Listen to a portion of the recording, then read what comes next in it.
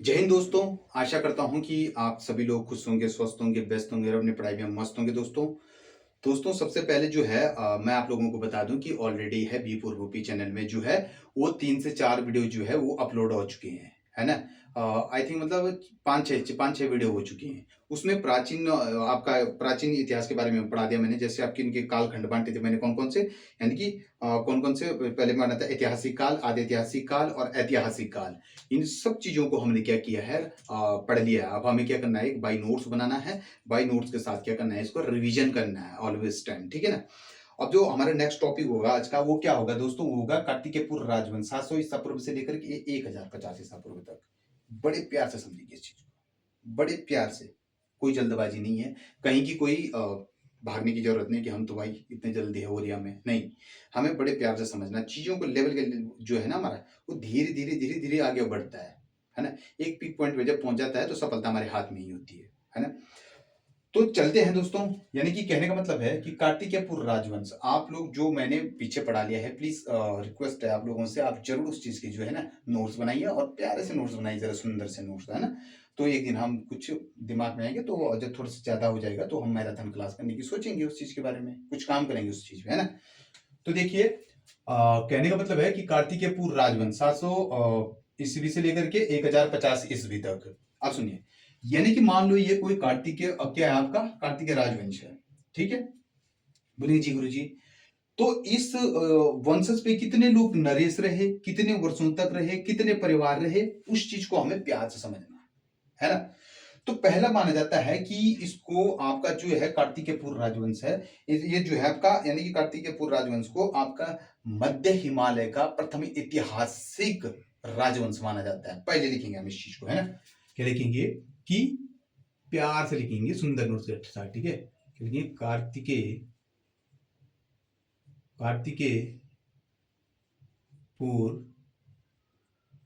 राजवंश, ठीक है? कार्तिकेयपुर राजवंश, ठीक है साथियों? राजवंश को मध्य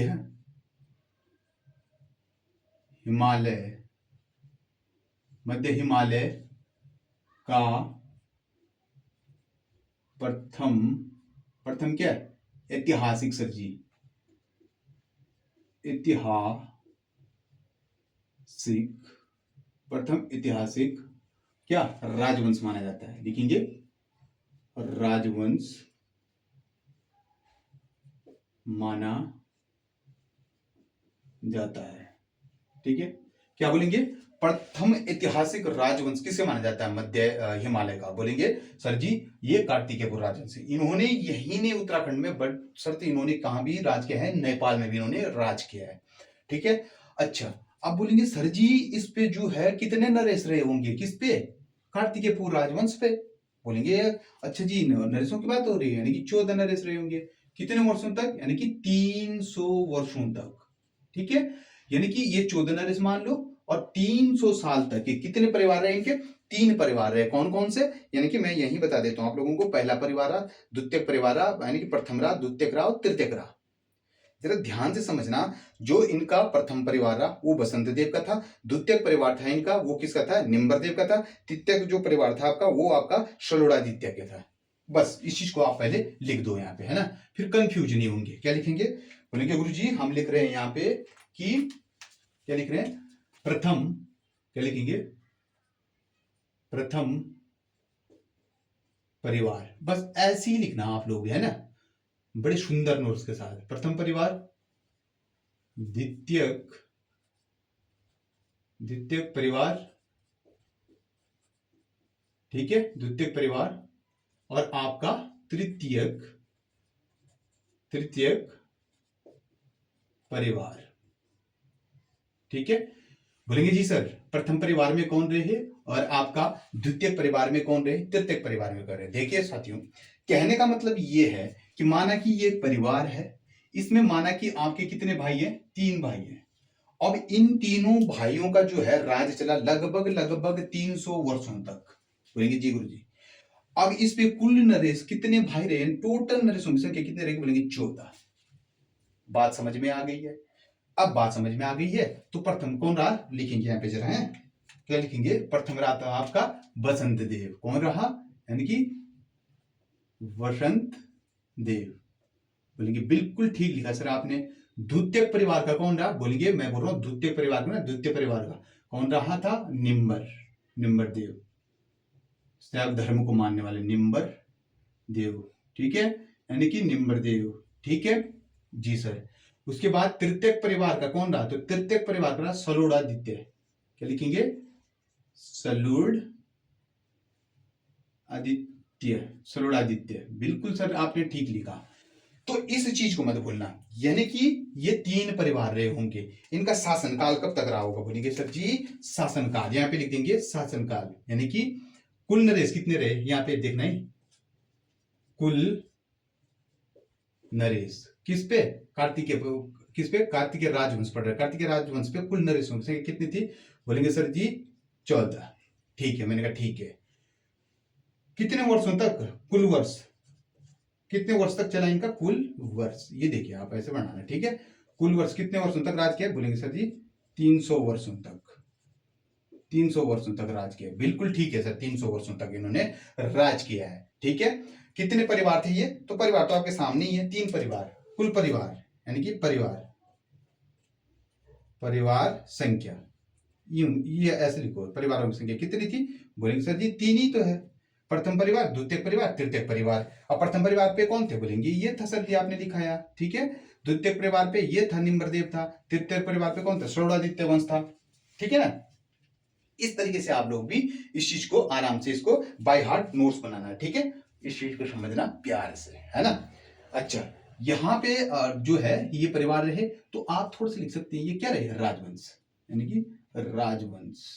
बिल्कुल ठीक है सर, ये भी राजवंश रहा होगा, तो राजवंश। बिल्कुल ठीक है सर, ये भी राजवंश रहा होगा, यानी कि राजवंश। ये सब जो है ये राजवंश है। बिल्कुल ठीक है सर, है ना। अच्छा, अब जो है बात आ जाती है, मान के सही चलो, कंफ्यूज मत होना। ठीक है, प्रथम ऐतिहासिक मध्य हिमालय की प्रथम ऐतिहासिक राजवंश कौन सा माना जाता है? ऐतिहासिक कार्तिकेयपुर।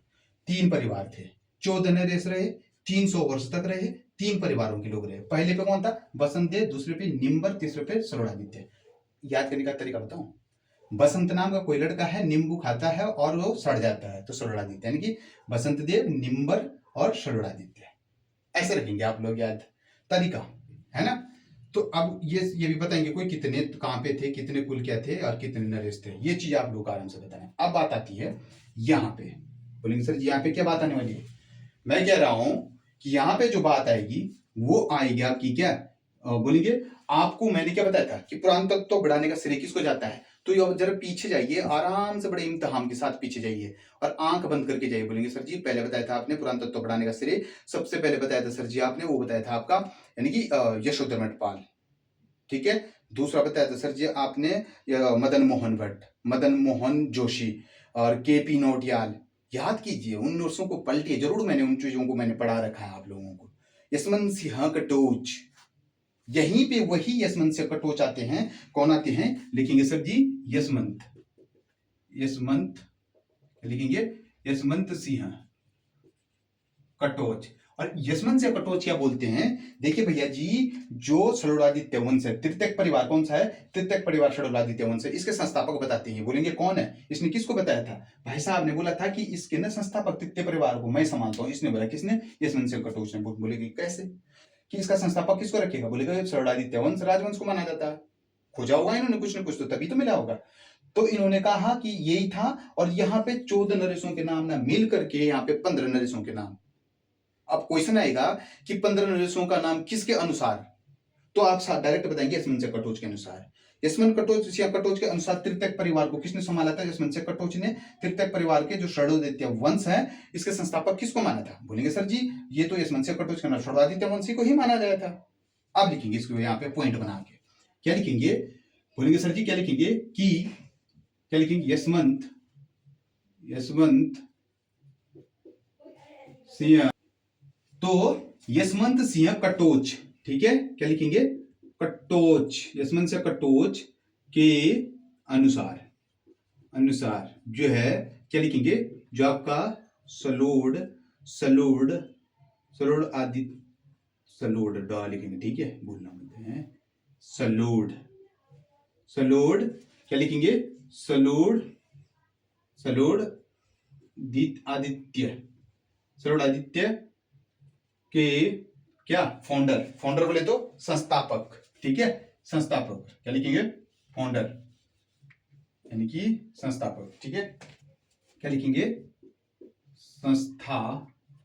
यशवंत सिंह कटोच के अनुसार सलूड आदित्य वंश का संस्थापक किसको माना जाता है, अभी तो बताया सर आपने, यशवंत सिंह कटोच के अनुसार तृतीयक परिवार के, ठीक है, यानी कि लिखेंगे तृतीयक, तृतीयक परिवार, तृतीयक परिवार के, तृतीयक परिवार का कौन, अभी तो बताया सर जी आपने, सलूड आदित्य वंश को माना जाता है, किसको, सलूड आदित्य वंश को, तो सलूड, सलूड आदित्य वंश को ही माना जाता है।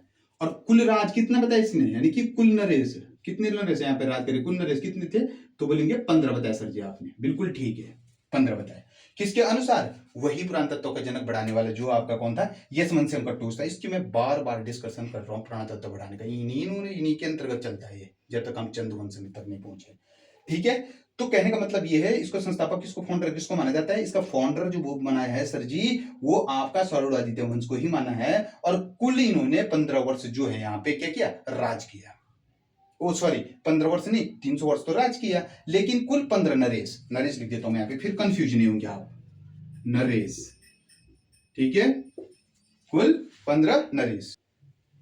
अब जो है, अब क्या करेंगे हम यहाँ पे, देखिए दोस्तों, अब यहां पे हम इसको बताया था, ये आप लोगों ने बड़े प्यार से समझ लिया होगा, क्या गलत बताया सर जी, बोलेंगे सर जी आपने बताया कि ऐतिहासिक राजवंश माना जाता है, किसको माना जाता है, तो कार्तिकेय राजवंश को सबसे पहले ऐतिहासिक राजवंश माना जाता है, ये आप जरूर याद रखना है, कहां का, आपको लिखा होगा यहाँ पे मध्य हिमालय का, ठीक है, मध्य हिमालय का प्रथम, ठीक है।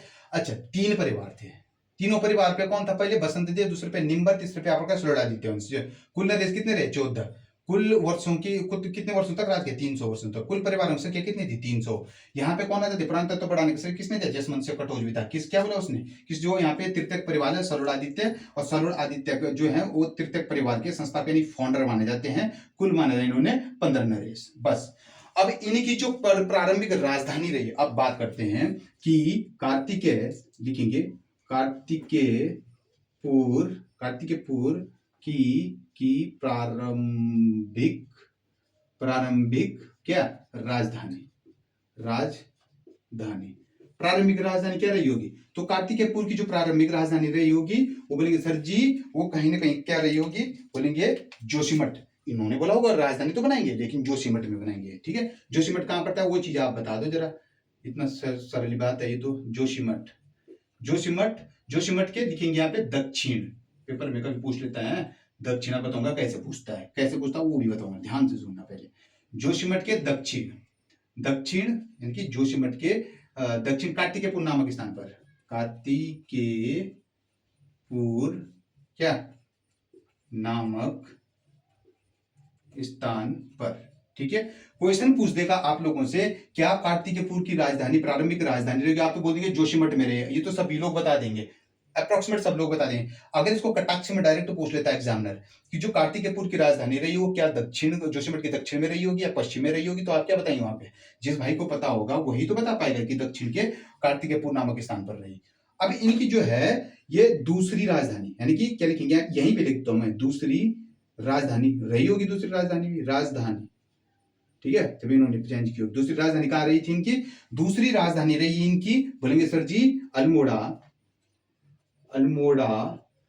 कहाँ, अल्मोड़ा के कत्यूरी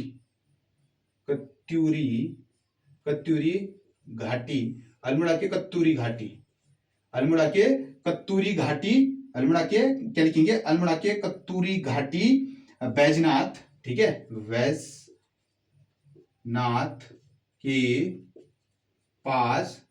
बैजनाथ के पास क्या लिखेंगे, बैजनाथ के पास कार्तिकेयपुर नामक स्थान पर लिखेंगे, बैजनाथ के पास क्या है, बैद्यनाथ, ये भी लिखना, बैजनाथ के, हाँ बैद्यनाथ मत भूलना रे, बैद्यनाथ कार्तिकेयपुर नामक स्थान पर। अब कई लोग इसको डायरेक्ट याद रखे कि दूसरी राजधानी कहाँ थी, बैजनाथ थी, पहले जोशीमठ में थी, वो भी ठीक है, लेकिन कभी अगर पूरा पूछ देगा तो आप लोग फंस जाएंगे, है ना। तो फंसना नहीं है, हमको तो सीक्वेंस वाइज पढ़ना है। अच्छे लड़के तो वही हैं जो सीक्वेंस वाइज पढ़ते हैं। तो ये आपके अल्मोड़ा के कहाँ पे, बैजनाथ के पास क्या है, बैद्यनाथ, कार्तिकेयपुर नामक स्थान पर। बस इस चीज को आप जो है बाय नोट्स पढ़ना। अच्छा, तीसरी बात क्या आ जाती है आप लोगों की, ये आ जाती है कि यहाँ पे कुछ अभिलेख मिले। कितने अभिलेख मिले, बोलेंगे सर जी 9 लेख अभिलेख मिले, जिसमें किस लिपि का प्रयोग किया गया, लिपि तो हो गया उस पर, बोलेंगे सर जी कुटिला लिपि का प्रयोग किया गया उस पर। लिखेंगे उस चीज को भी यहाँ पे, है ना। क्या लिखेंगे कि कार्तिकेय, यहाँ पे लिखो कार्तिकेयपुर पर अभिलेख, कितने अभिलेख मिले, बोलेंगे 9 अभिलेख, 9 अभिलेख। क्या लिखेंगे, प्राप्त, ठीक है, प्राप्त। इन पे लिपि डायरेक्ट लिखूंगा मैं यहाँ पे, ठीक है, मैं लिख रहा हूं डायरेक्ट यहाँ पे लिपि। क्या लिखूं मैं यहाँ पे, लिपि, लिपि कौन सी लिपि थी यहाँ पे, कुटिला, कुटिला लिपि, ठीक है। बिल्कुल आप भाई ये बनाना। अब एक चीज बताओ, ये भी आपके समझ में आ गया, कार्तिकेयपुर पर जो आपके अभिलेख मिले होंगे, जो यहाँ पे अभिलेख मिले टोटल, ठीक है, वो कितने अभिलेख मिले, तो बोलेंगे सर जी 9 अभिलेख मिले। किस लिपि का प्रयोग किया गया, तो कुटिला लिपि का प्रयोग किया गया, ये तो इनकी राजधानियां होगी, और ये समस्या कटोच के अनुसार बोला गया। अब अगली बात आप समझिएगा कि किसने बोला, क्या बोला सर जी कि बसंत देव जो है ये प्रथम नरेश है। तो आप लिखेंगे सर जी बागेश्वर का एक क्या मिलता है हमके, हमें मिलता है बागेश्वर का एक अभिलेख मिलता है। उसी बागेश्वर के कौन सा मिलता है, आप ध्यान करेंगे कौन सा मिलता है, बोलेंगे सर जी जो आपका त्रिभुवन राज अभिलेख है। त्रिभुवन राज अभिलेख से या शिलालेख से हमें पता चलता है कि ये प्रथम नरेश कौन रहा होगा, बसंत देव। किसके अनुसार, यहीं पे लिखता हूं मैं, ठीक है, यानी कि क्या लिखेंगे, बागेश्वर, बागेश्वर ऐसे लिखेंगे, बागेश्वर आप पॉइंट बना के लिखेंगे, ठीक है, इसके नीचे बागेश्वर अभिलेख या शिलालेख, अभिलेख ऑब्लिक में लिख देता हूं मैं यहाँ पे शिलालेख, ठीक है, ऑब्लिक में लिख देता हूं यहाँ पे शिलालेख, ठीक है। शिलालेख से पता चलता है कि, क्या पता चलता है, इनसे पता चलता है, क्या पता चलता है कि प्रथम नरेश जो है वो प्रथम नरेश कौन था, बोलेंगे सर जी बसंत देव तो है, प्रथम परिवार के प्रथम नरेश कौन है, बसंत देव। कौन है, बसंत देव, बसंत देव। बस इस चीज को लिख देना आप लोग, बोलेंगे सर जी बिल्कुल ठीक है। अच्छा, अगली बात जो आ जाती है, कार्तिकेयपुर राजवंश के कुछ न कुछ ताम्रपत्र तथा शिलालेख हमें प्राप्त हुए हैं। आप लोगों को मैंने पिछले वीडियो में बताया, बताओ जरा कौन से हैं, तब तक मैं यहाँ पे वो चीज लिख देता हूँ, ठीक है, डिफाइन करके लिख देता हूँ मैं उसको बढ़िया ढंग से, ठीक है, इंपॉर्टेंट है ये। बोलेंगे सर जी क्या है, क्या है वो इंपॉर्टेंट चीज बताएंगे, वो मैं बोलूंगा सर जी ये इंपॉर्टेंट चीज ये है कि जो आपके कार्तिकेयपुर, थोड़ा ना नीचे ना लिखने के लिए थोड़ा सा दिक्कत हो जाती है, कार्तिकेयपुर, ठीक है, कार्तिकेयपुर पर कुछ शिलालेख, क्या लिखेंगे, शिलालेख हैं, क्या लिखेंगे यहाँ पे, शिलालेख या ताम्रपत्र, क्या लिखेंगे, ताम्रपत्र। बोलेंगे सर जी क्या ताम्रपत्र, मैं बोलूंगा कौन कौन से लिए। मैंने कहा आपको पिछले से यानी कि कल नहीं परसों तीसरी वीडियो में बताया था मैंने आप लोगों को, बोले कौन कौन सा, बोलेंगे सर जी पहला जो है आपका वो है आपका कौन सा, पांडुकेश्वर, दूसरा आपका कंडारा, तीसरा आपका बैजनाथ, चौथा आपका बागेश्वर। बैजनाथ कहाँ पड़ता है आपका, चंपावत में पड़ता है, ठीक है। तो यहाँ पे सीक्वेंस वाइज लिख देंगे, बोलोगे पहला कौन सा लिखा है, बोलेंगे सर पांडुकेश्वर, तो पांडुकेश्वर बड़े ढंग से लिखेंगे, ठीक है। दूसरा बोलेंगे सर जी आपने तो बोला कि पांडु कंडारा, सॉरी हाँ कंडारा है, ठीक है, कंडारा लिखना, कंडारा। तीसरा बोलेंगे सर जी तीसरा आपका बैजनाथ, चौथा बागेश्वर। अब बात सुनिए, बैजनाथ का आपका चंपावत, कंफ्यूज मत होना कहाँ पे क्या है, ठीक है, ये चीज हो जाएगा, भूलना मत। ये आता है पेपर में कि कार्तिकेयपुर पर कुल शिलालेख और ताम्रपत्र कितने मिले, तो बोलेंगे सर जी पांडुकेश्वर से मिला, कंडारा से मिला, बैजनाथ के चंपावत से मिला, और आपका चौथा नंबर डालूंगा है, कहां से मिला, बागेश्वर से।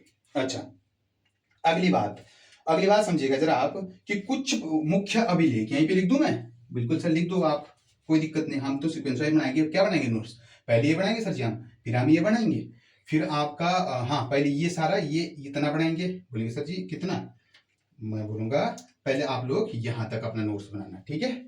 फिर दूसरी बात क्या चढ़ाना अपने नोट्स में, ये चीज कहाँ इनकी राजधानी है। तीसरी बात इसके ताम्रपत्र वगैरह। चौथी बात कुछ मुख्य अभिलेख लिखेंगे यहाँ पे, कुछ मुख्य क्या अभिलेख, अभिलेख बोलेंगे सर जी क्या, पहले क्या लिखेंगे आपका पांडुकेश्वर से, ठीक है, यानी कि पांडुकेश्वर से, पांडुकेश्वर, ठीक है। पांडुकेश्वर किसका मतलब, ललित सूर्यदेव का, यानी कि ललित सूर्यदेव देव का। दूसरा बागेश्वर, बागेश्वर भूदेव, भूदेव का, ठीक है। और बागेश्वर से किसका मिला था, भूदेव का, ठीक है। अगला आ जाएगा आपका देसठ, देसठ देव, ठीक है।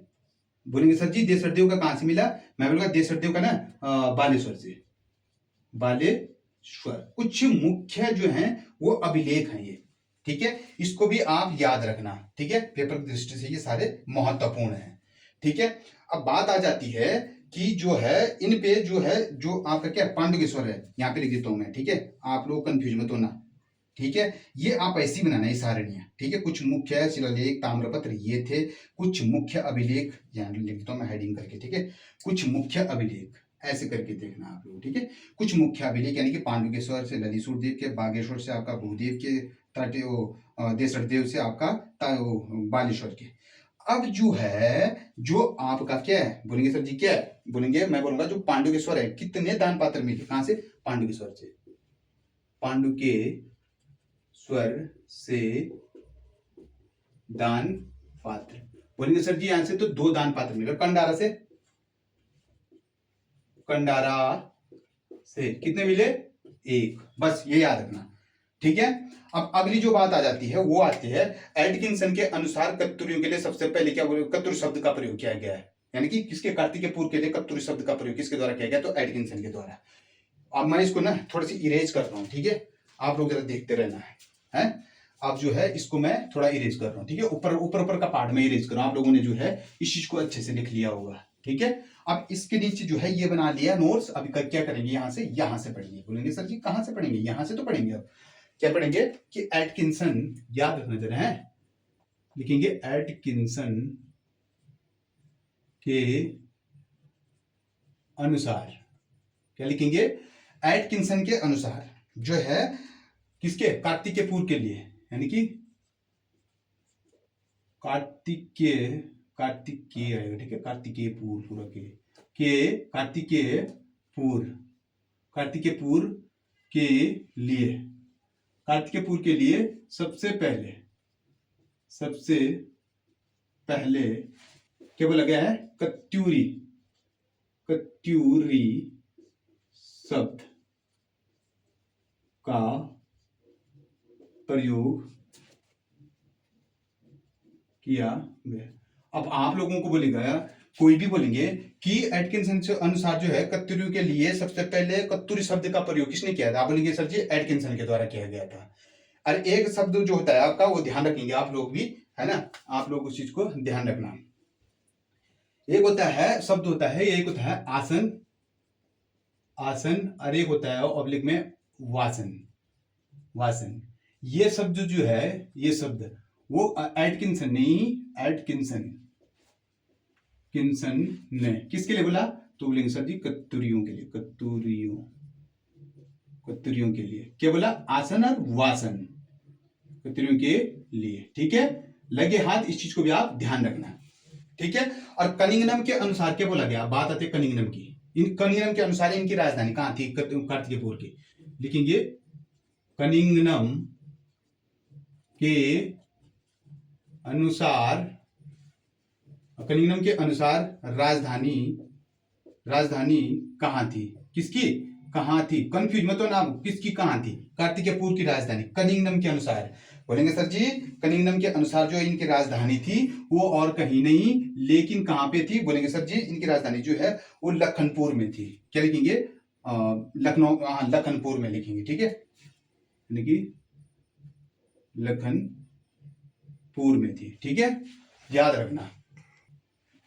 अब जो है कहाँ थी? लखनपुर, रामगंगा तट पर। कहाँ लिखेंगे? राम गंगा तट पर, भूलना मत, ठीक है। अब जो है इनकी सातवीं सातवीं क्या लिखेंगे कि जो आपकी सातवीं शीतकालीन राजधानी किसकी? कार्तिकेयों की, वो कहाँ थी? यानी कि सातवीं शीतकालीन क्या राजधानी, शीतकालीन राजधानी कहाँ रहती थी इनकी? ढिकुली। ढिकुली, जिसे क्या कहा जाता है सर? जिसे गाने वाला भंड भी कहा जाता है। क्या बोलते हैं उसके लिए? गाने वाला भंड। जिसे जिसे गाने वाला भंड भी कहा जाता है। क्या कहा जाता है इसको? गाने वाला भंड, ठीक है। इस चीज को भी आप याद रखना, ठीक है, कंफ्यूज नहीं होना। एटकिंसन के अनुसार कत्तुरियों के लिए सबसे पहले कार्तिकेयपुर के लिए सबसे पहले कत्तुरी शब्द का प्रयोग किया गया। बस एटकिंसन के अनुसार एक होता था, दो शब्द होते थे, क्या? आसन और वासन शब्द का प्रयोग कत्तुरियों के लिए किया गया। ये भी आप याद रखना चाहते हो, ठीक है। दूसरी बात आती है कनिंगनम के अनुसार इनकी राजधानी कहाँ थी? लखनपुर में थी। राम गंगा तट पर थे, ठीक है। तीसरी बात आती है 7वीं सदी में इनकी राजधानी ढिकुली थी, जिसे गाने वाला भंड भी कहा जाता है। अगली बात जो आ जाती है इनका, जो आ जाती है बीडी पांडे के अनुसार, बद्रीदत्त पांडे के अनुसार क्या जाएगा? यहीं पे लिख देता हूं मैं, ठीक है, मिटा रहा हूं मैं इस चीज को, ठीक है। इस चीज को जो है मैं थोड़ा मिटा रहा हूं, इरेज कर रहा हूं मैं इस चीज को, ठीक है।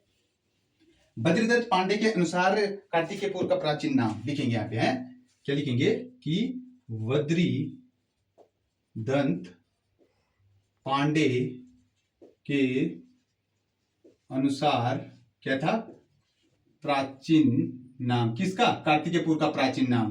प्राचीन कार्तिकेयपुर की बात हो रही है, ठीक है, कंफ्यूज मत होना। कार्तिकेयपुर का प्राचीन नाम क्या था? कविपुर। कविपुर था सर, कविपुर। और एटकिंसन के अनुसार क्या बोला गया इनके लिए? एटकिंसन, सॉरी नहीं, एटकिंसन के अनुसार नहीं आएगा। क्या लिखेंगे यहाँ पे? यहाँ पे लिखेंगे सर जी कि कनिंगनम के अनुसार, ठीक है। एटकिंसन नहीं होगा, सॉरी, कनिंगनम के अनुसार, कनिंगनम के अनुसार क्या बोला गया है? बोलेंगे सर जी कनिंगनम के अनुसार ब्रह्मपुर बोला गया है। क्या बोला गया है? ब्रह्मपुर। बस ये आप लोग जो है वो बाय नोट्स आप लोग याद रखना। अब चलते हम प्रथम परिवार की ओर इनके, ठीक है। तो इस चीज को मैं जो है अब इरेज कर रहा हूं, ठीक है। तो आप लोग जो है इस चीज को लिखना, ठीक है। एक बार मैं इस चीज को दोहरा देता हूं, ये भी ठीक है। क्या बोलेंगे? इसके अनुसार कार्तिकेयपुर के लिए सबसे पहले कत्तुरी शब्द का प्रयोग किया गया। किसके अनुसार? एटकिंसन के अनुसार। आसन वासन एटकिंसन के अनुसार कत्तुरियों के लिए बोला गया है, ठीक है। कनिंगनम के अनुसार इनकी राजधानी कहाँ थी? लखनऊ के रामगंगा तट पर थी। अच्छा, 7वीं सदी में इनकी राजधानी ढिकुली थी, इसे गाने वाला भंड भी कहा जाता है। बद्रीदत्त पांडे के अनुसार इनके प्राचीन नाम कविपुर था, ठीक है। और ये थोड़ा सा आप जरा इसको सही करना, ठीक है। ये नहीं होगा, बोलेंगे क्या होगा? ये हवेन सॉन्ग के अनुसार होगा, सॉरी, किसके अनुसार? हवेन सॉन्ग के अनुसार, ठीक है। जरूर यहाँ पे हवेन सॉन्ग आप जरूर लिखना है यहाँ पे, ठीक है। हवेन सॉन्ग के अनुसार, ठीक है। हवेन सॉन्ग के अनुसार क्या बोला गया है? ब्रह्मपुर। चलो इस चीज को अब इरेज करते हैं, ठीक है। अब जो है प्रथम परिवार लिख रहा हूं मैं, ठीक है। अब आप जो है भूलना मत चीजों को, बस इतने प्यार से समझा रहा हूं आप लोगों को, और आपका ही आशीर्वाद मुझे चाहिए दोस्तों, है ना। तो अब चलते हैं हम। पर होता क्या है दोस्तों, कुछ ना टेक्निकल प्रॉब्लम आ रही है। जो ये है ये माइक ना, इसमें थोड़ी सी प्रॉब्लम आ रही है, आवाज ना ढंग से नहीं आ पा रही है इसमें। कभी कभी ये बीच में ऑफ हो जाता है, जिसके कारण वीडियो जो है वो पूरी बंद हो जाती है ना। तो खैर इस पे मैं खुद काम करूंगा, है ना। पर हो जाता है कभी कभार, कभी लाइट नहीं रहती है तो प्रॉब्लम ही चलती है। कभी मैं वीडियो ना समय पे जो है अपलोड नहीं कर पाता हूँ, ठीक है। कोई बात नहीं, उस चीज पे काम करेंगे, ठीक है। अब जो है बात करेंगे हम किस चीज की, और बोलेंगे सर प्रथम परिवार, प्रथम फैमिली, फर्स्ट फैमिली, प्रथम परिवार। अब तो आप लोग जल्दी जल्दी बताएंगे मुझे, बोलेंगे क्या? बोलेंगे कि क्या बोलेंगे कि अब कार्तिकेयपुर लिखेंगे यहाँ पे, कार्तिकेयपुर वंश लिखना है यहाँ पे, कार्तिकेयपुर वंश, ठीक है। वंश के, कार्तिकेयपुर वंश का लिखना, कार्तिकेयपुर वंश का प्रथम संस्थापक, सब बता देंगे इसको। तो कौन थे? बोलेंगे सर जी बसंत देव, प्रथम परिवारी का तो था। किसके अनुसार? अब बताइए किसके अनुसार था, जरा वो आप बताओ। बसंत, अब भी बताया मैंने, बसंत देव। बोलेंगे सर जी आप ही ने तो बताया अभी कि बागेश्वर के त्रिभुवन राज के अभिलेख से पता चला हमें कि जो है प्रथम परिवार जो है वो कौन है, प्रथम परिवार के जो नरेश हैं वो बसंत देव हैं। ठीक है, ये बताया था सर जी अगर आपने। इसकी जो उपाधि थी, क्या लिखेंगे? उपाधि। उपाधि क्या दी जाती है इसको? बोलेंगे सर जी जो इसकी उपाधि थी वो थी परम परम भटनागार, परम भटनागार महाराजा धीरराज धीरराज परमेश्वर। ठीक है, परम भटनागार महाराजा धीरराज परमेश्वर इसकी उपाधि थी। इसने जो है स्वर्णेश्वर मंदिर के लिए क्या किया है? भूमि दान की है। क्या लिखेंगे? बसंत देव। बसंत देव ने आपके स्वर्ण, एक सेकेंड है, स्वर्णेश्वर मंदिर के लिए क्या की थी? भूमि दान। और ये कहां से पता चलता है? ये भी आपका जो है वो बागेश्वर अभिलेख से ही पता चलता है। कहां से पता चलता है? बागेश्वर अभिलेख से। याद रखना है किस अभिलेख से? तो बागेश्वर अभिलेख से पता चलता है। ये बात याद रखना। किस अभिलेख से पता चलता है कि बसंत देव ने जो है स्वर्णेश्वर मंदिर के लिए भूमि दान किए थे? तो बागेश्वर अभिलेख से पता चलता है सर जी। दूसरी बात आ जाती है सीखी कि नरसिंह यानी कि नरसिंह मंदिर का निर्माण। ठीक है, निर्माण, कंस्ट्रक्शन बोलते हैं जिसको। ठीक है, किसने किया था? निर्माण किसने किया था? तो बसंत देव ने। लिखेंगे बसंत देव। ठीक है, बसंत देव ने करवाया था। बोलेंगे सर जी बिल्कुल ठीक है। अच्छा, उसके बाद आ जाता है कि जोशीमठ के एक प्राचीन मंदिर, वासुदेव का एक प्राचीन मंदिर है जहां पे कत्यूरी सम्राट के लिए क्या बोला गया है? तो यहां पे लिखेंगे, यहां पे क्या लिखेंगे कि जोशीमठ के, लिखेंगे आराम से। ठीक है, प्राचीन मंदिर कौन सा है? वासुदेव का। क्या? वासुदेव के मंदिर के लिए। मैं एक सेकंड, नहीं, प्राचीन मंदिर वासुदेव का, प्राचीन मंदिर वासुदेव के मंदिर के लिए। मैं विष्णु मंदिर बोल सकता हूँ, बिल्कुल बोल सकता हूँ। वासुदेव का ही नाम विष्णु का ही एक नाम है। ठीक है, क्या लिखेंगे? क्या लिखेंगे? जोशीमठ के प्राचीन मंदिर में वासुदेव का क्या लिखेंगे कि जोशीमठ के प्राचीन मंदिर प्राचीन मंदिर वासुदेव का, यहां पे थोड़ी सी गलती हुई। कैसे? मैं बता रहा हूं। ठीक है, एक सेकेंड। कि जोशीमठ, ये पूरा सेंटेंस नहीं बन रहा। कैसे? कि जोशीमठ के वासुदेव, यहां पे वासुदेव आएगा, तभी तो मैं बोल रहा हूं गलत हो रहा कुछ। वासुदेव देव का क्या है? प्राचीन मंदिर पे कत्यूरी सम्राट का जो नाम है, कत्यूरी सम्राट का नाम अब बना। सर जी ये सेंटेंस पूरा है ना, जब गलत होता है तो पहले पकड़ में आ जाती हैं चीजें, है ना। आप लोग भी उसी चीज से समझिए। इसका नाम क्या था? बोलेंगे श्री वासुदेव, क्या लिखेंगे? श्री वासुदेव गिरिराज, क्या लिखेंगे? श्री वासुदेव गिरिराज चक्र चूड़ामणि। तो चक्र चूड़ामणि ये है सर जी। ये मिलता है जोशीमठ के उस मंदिर से। सबसे प्राचीन मंदिर है जो जोशीमठ के वासुदेव का प्राचीन मंदिर से कत्यूरी सम्राट के लिए क्या बोला गया? श्री वासुदेव गिरिराज चक्र चूड़ामणि सर। और इसी से पता चलता है कि कत्यूरियों की जो उपाधि रही होगी वो क्या रही होगी। आप ध्यान से सुनना यहाँ से, ठीक है। यहाँ से क्वेश्चन बनने के चांस होते हैं।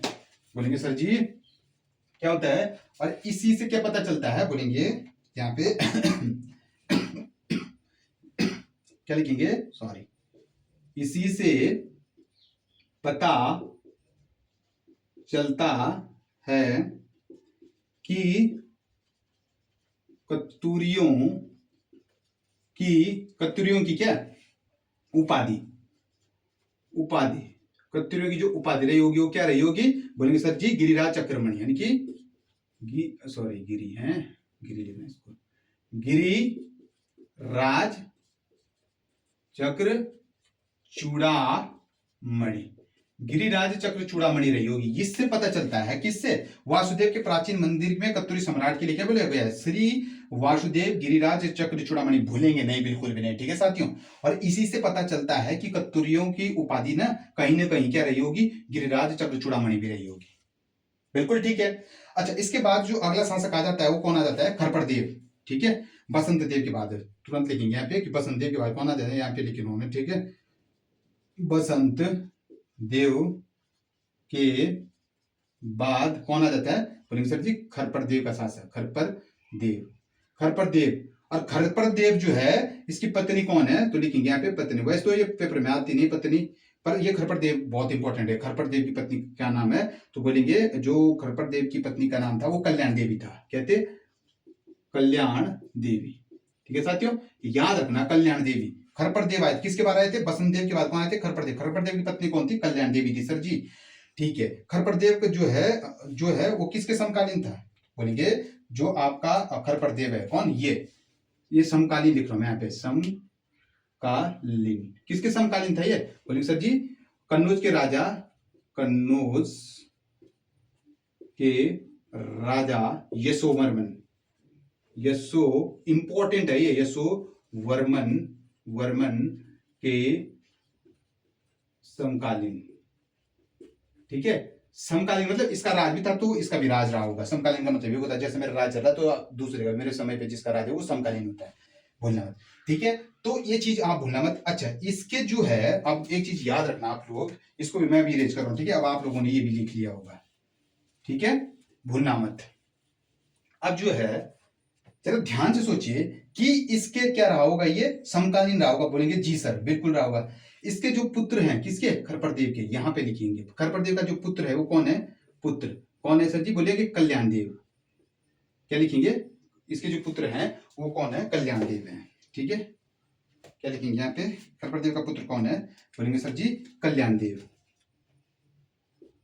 कल्याण देव। और इस कल्याण देव की पत्नी का नाम क्या था, इसकी जो पत्नी थी इसका नाम था लद्दा देवी। कौन थी, लद्दा देवी, लद्दा देवी। खैर ये पत्नी तो आती नहीं, ये उसमें वाइफ की आती नहीं, ये पेपरों में, ठीक है। पर एक चीज आप याद रखना, कौन थी, तो लद्दा देवी थी। अब ठीक है, लद्दा देवी आ गई। अब इसका अंतिम संस्थापक, जो अंतिम इसका राजा था, अंतिम राजा, अंतिम शासक कौन था, शासक किसका, खरपड़ देव का, खरपड़ देव का। बोलेंगे सर जी जो खरपड़ देव का अंतिम शासक हुआ करता था वो कौन हुआ करता था, त्रिभुवन। क्या हुआ करता था, त्रिभुवन, त्रिभुवन, त्रिभुवन राज, ठीक है। कौन हुआ करता था, त्रिभुवन राज, ठीक है, त्रिभुवन राजा।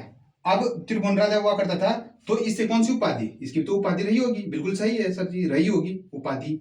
तो उपाधि लिखेंगे, इसकी कौन सी उपाधि रही थी, बोलेंगे सर जी जो इसकी उपाधि रही होगी वो क्या रही होगी, सॉरी, इसकी जो उपाधि रही होगी तो लिखेंगे परम भटनागार, परम भटनागार महाराजा धीरराज, धीरराज, ठीक है। ये रही इसकी उपाधि सर जी, इतना लिखना आप इसकी उपाधि, ठीक है ना, ये इसकी उपाधि है, जरूर लिखना।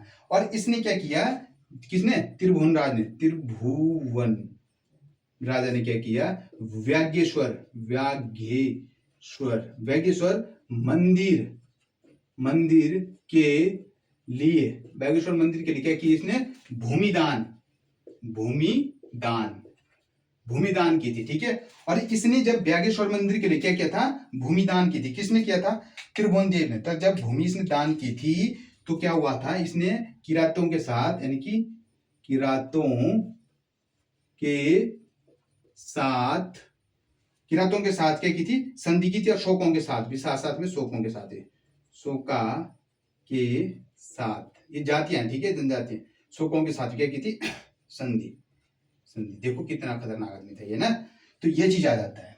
प्यारे साथियों ध्यान रखना, इसमें कुछ नहीं है। एक चीज मैं आप लोगों को थोड़ा सा रिवाइज करवा देता हूँ फटाफट से, कि प्रथम परिवार है, बहुत इंपॉर्टेंट है, ठीक है, इंपॉर्टेंट लगाना है इस पे, ठीक है, ऐसा नहीं है, इंपॉर्टेंट लगाना, सीधी सीधी जो बात है, ठीक है। अच्छा, प्रथम परिवार है, बोलेंगे जी सर।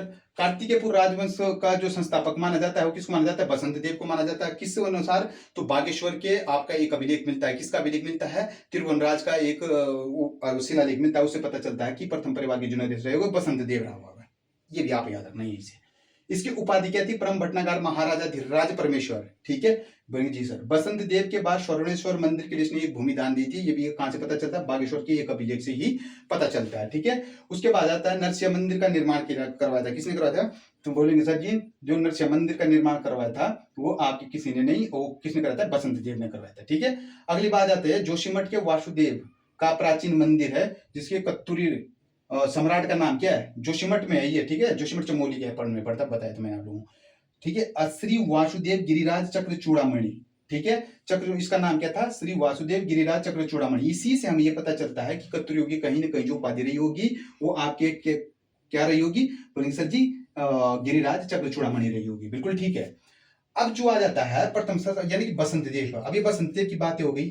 ठीक है, मंदिर बनाए इसने, इसकी उपाधि रही, प्राचीन मंदिरों में रहा। अब इसकी जो बात रही, इसके बाद आता है बसंत देव की बात। कौन आ जाती है? खरपर देव।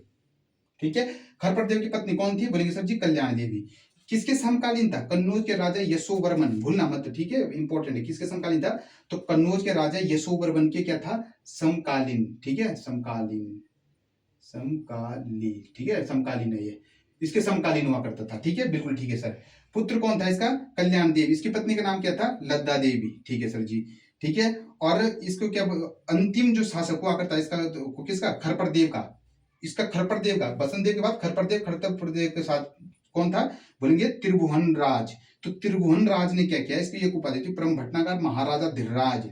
ठीक है, और त्रिभुवन राजा, ठीक है, त्रिभुवन ने जो है बागेश्वर मंदिर के लिए भूमि दान की थी, और इसके क्या साथ साथ इन्हें किरातों से और शौकों से भी इसने संधि कर ली थी। कुछ आप इस तरीके से समझिए कि सबसे पहले कौन था? बोलेंगे बसंत देव। बसंत देव, बसंत देव के बाद इसका जो वो हुआ करता है क्या? बसंत देव के बाद कौन आया था इसका? इसके बाद आया था खरपर, खरपर देव, जो यशोवर्मन के समकालीन। उसके बाद कौन आया था? बोलेंगे सर जी, इसके बाद खरपर देव के बाद आया था त्रिभुवन।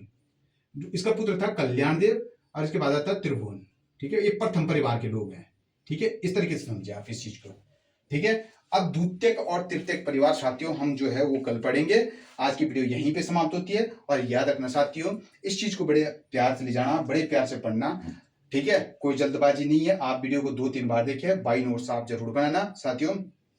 और इसका द्वितीयक और तृतीयक परिवार हम कल पढ़ेंगे। उसके बाद इसकी प्रशासनिक इकाई आ जाती है, जैसे आपकी बसंत देव आया, उसके बाद खरपर देव आया। खरपर देव अब नंबर 1 से आएगा कल से, शैव धर्म के संस्था जो शैव धर्म को मानता था। उसके बाद उसका पुत्र इष्टगण देव आ जाता है। उसके बाद उसका पुत्र जो है वो ललित सूर्यदेव आ जाता है। ललित सबसे तगड़ा शासक हुआ करता था। खैर इनके बारे में तो कल पढ़ाएंगे। जैसे इष्टगण दिया जाता है, उसी के टाइम पे जो है कौन आया था इष्टगण देव के समय पे? यहाँ पे कौन आया था? बोलेंगे आदि गुरु शंकराचार्य। 820 शताब्दी में आए थे केदारनाथ में। इन्होंने आपके 4 मठों के, ज्योतिष मठ, ठीक है, श्रृंगी मठ, पूरी मठ और द्वारिका मठ, जब भारत में 4 मठों का निर्माण करवाया था जिन्होंने। ठीक है, वो चीज अभी अगली वीडियो में पढ़ाऊंगा मैं। पर कहने का मतलब यही है ये इष्टगणित समय था जिसने नवदुर्गा, लकुशी, नटराज ऐसे मंदिरों का निर्माण करा। पूरे उत्तराखंड को एक सूत्र में बांधा था। किसने? इष्टगण। तो उस चीज को तो खैर हम कल पढ़ेंगे, है ना, वो तो कल के लिए है। लेकिन आप प्लीज इतना जरूर नोट्स बनाइए और अपना प्यार जरूर मेरे साथ यूं ही रखिए, अपना आशीर्वाद जरूर रखना साथियों।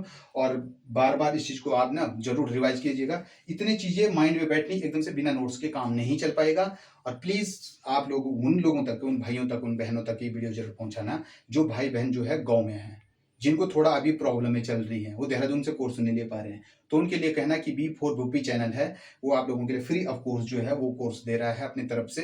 तो बस अपना प्यार बना के रखना और अपने आशीर्वाद बना के रखना। और आज की वीडियो जो है यहीं पे समाप्त होती है। इसी के साथ धन्यवाद। ठीक है, जय हिंद, जय भारत, जय उत्तराखंड।